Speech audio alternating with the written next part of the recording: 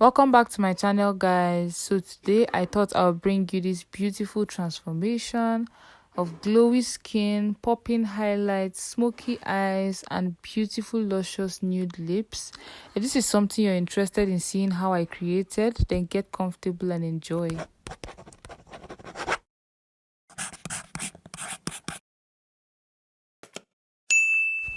So the first thing to do is to always apply moisturizer regardless of skin type, and I am using the Mismetics Moisture Bomb Moisturizer, and you can see how it immediately made her skin glow.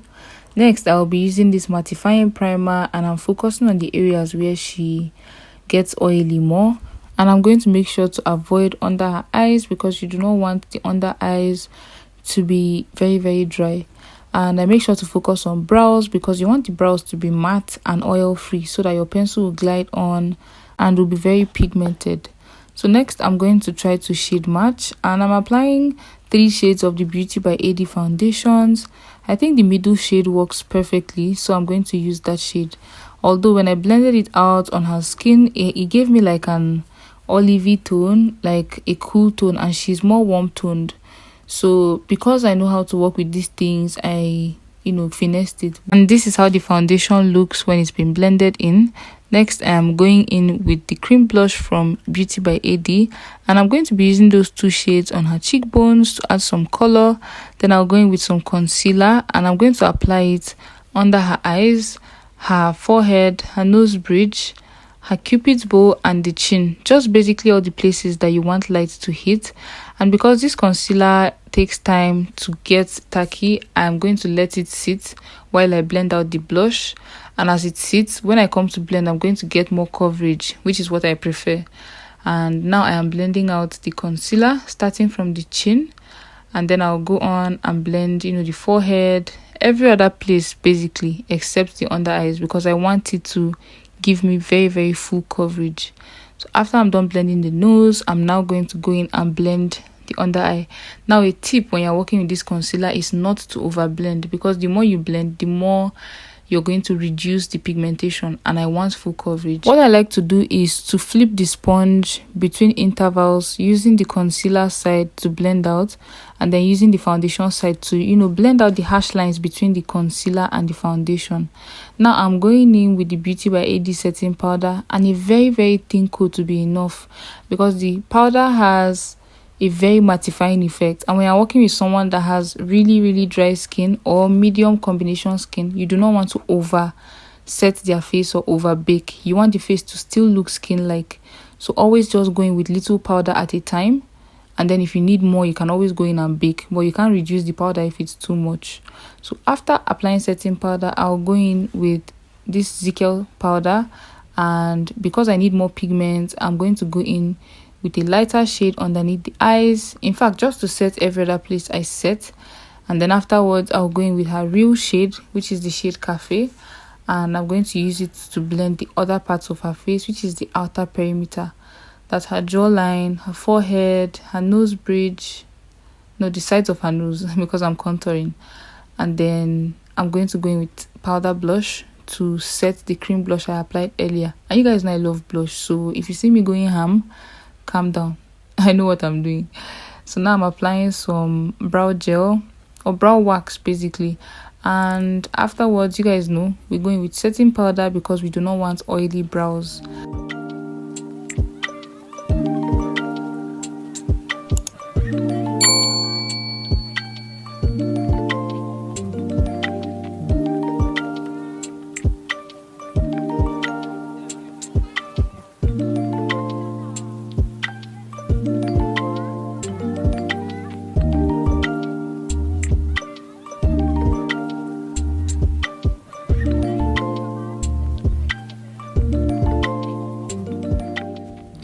I know it's a beginner thing, but I still go back in and measure my brows.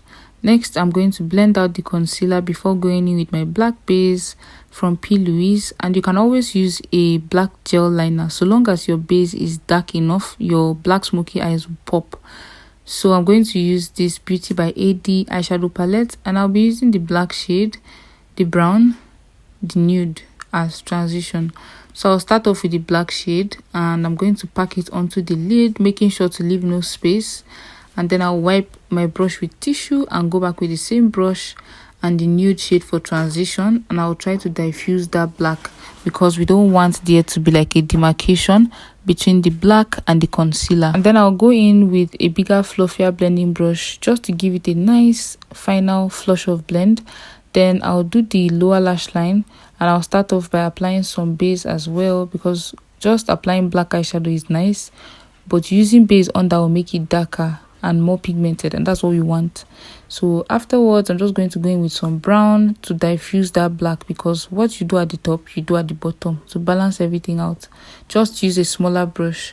Next, I'll be using this gel liner from Flawless Ivy to line the waterline, and I just wanted to give it that really nice dark look.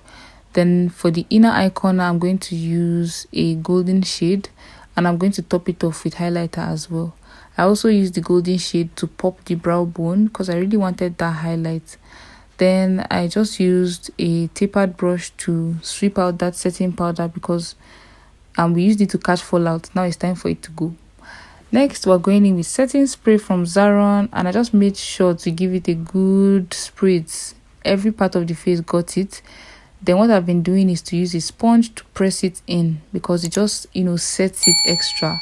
Then I'm going in with this loose highlighter from So Pro Cosmetics, and even though it looks orange, I'm going to show you how it looks. It just looks really nice and shimmery and warm. I used pressed highlighter before I went in with the loose highlighter, because you want the loose highlighter to have something to sit on. Everything in makeup has to have a foundation.